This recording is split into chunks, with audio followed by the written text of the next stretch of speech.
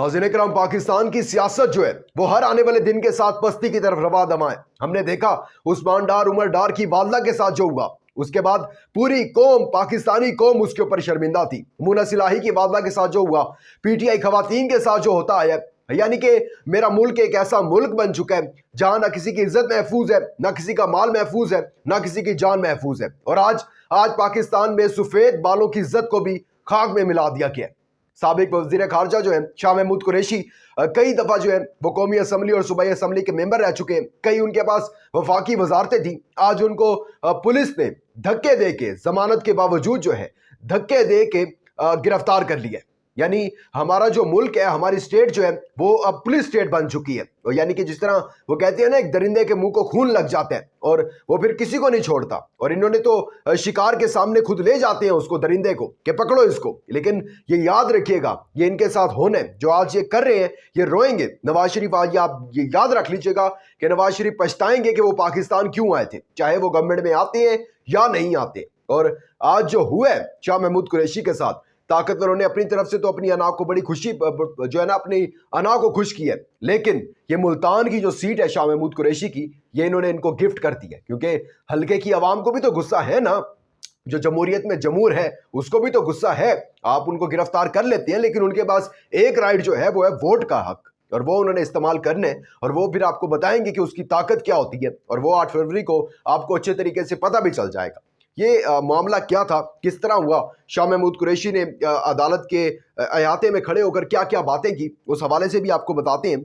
और क्या एक नई एफआईआर, जो एक नया सिलसिला शुरू हुआ है पुलिस की तरफ से कि किसी मुकदमे में गिरफ्तार नहीं है तो नई एफआईआर जो है वो दर्ज हो जाती है। उसमें कौन मुलविस होता है, इसमें भी इस हवाले से बात करते हैं। लेकिन आगे बढ़ने से पहले चैनल को सब्सक्राइब करके शुक्रिया का मौका दीजिएगा, वीडियो को लाइक और शेयर लाजमी कीजिएगा। नाज़रीन करम, आप सब जानते हैं कि शाह महमूद कुरैशी, जिनको काफ़ी केसेस में, 9 मई वाले केसेस में और उसके बाद भी कई केसेस, तोशा खाना, साइफर, कई जो है मुकदमात शाह महमूद कुरैशी पर थे। और उसकी वजह आप सब जानते हैं, क्योंकि वो इमरान खान का साथ छोड़ने के लिए तैयार नहीं थे। लेकिन उसके बाद क्या हुआ कि तमाम मुकदमात में उनको माफ़ी मिल गई। और साइफर केस में भी जो थी वो 3 दिन पहले उनकी जमानत हो गई। शाह महमूद कुरैशी को जमानत मिली, लेकिन ताकतवरों की नींदें हराम थी, इसलिए वो अपने आप को जो थी नींद जो है बेहतर दिलवाने के लिए उन्होंने डीपीओ रावलपिंडी को कहा कि इनके ऊपर 3 MPO जो है वो जारी कर दें। और डीपीओ ने जो है वो नज़रबंदी की जो है वो जारी कर दिए, ऑर्डर जारी कर दिए कि शाह महमूद कुरैशी जो है वो 9 मई वाकयात में मुलविस थे। हमें यह खदशा है कि शाह महमूद कुरैशी बाहर आएंगे तो वो दोबारा ऐसी सरगर्मियों में मुलविस हो जाएंगे और दोबारा जो है वो 9 मई जैसा जो है वो वाकयात जन्म ले सकते हैं। इसलिए जो है अभी इनको नज़रबंद रखा जाए। खैर, वो ऑर्डर मुअत्तल हो जाते हैं और उसके बाद जो है वो बाहर आते हैं। लेकिन बाहर आकर देखते हैं कि उनको पुलिस एक और मुकदमे में जो है वो गिरफ्तार करने आई होती है।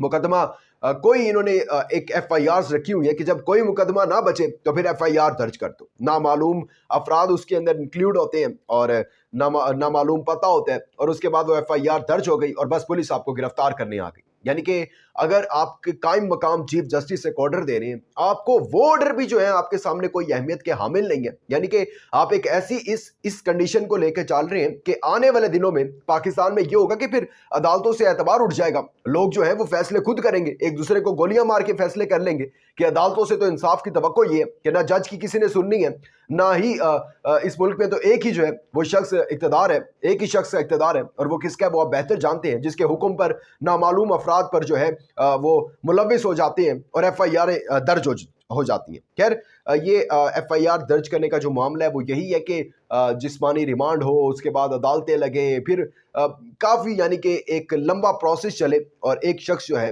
वो जेल में रहे। मेन मकसद यही है कि बाहर ना आ सकें किसी भी तरीके से और इलेक्शन कैंपेन जो है वो ना चला सकें। अच्छा, शाह महमूद कुरैशी, मैं एक बात कहूँगा कि शाह महमूद कुरैशी को मैंने इब्तिदा में भी कही कि मुल्तान की टिकट गिफ्ट कर दी गई है, लेकिन इसके साथ साथ आपने आज शाह महमूद कुरैशी को शेर भी बना दिया। आज वो वाकई उनके अंदर वो तहरीक इंसाफ में पहले एक शेर अफजल मरवत था, अब हर एक शख्स जो है वो शेर अफजल मरवत बनता जा रहा है।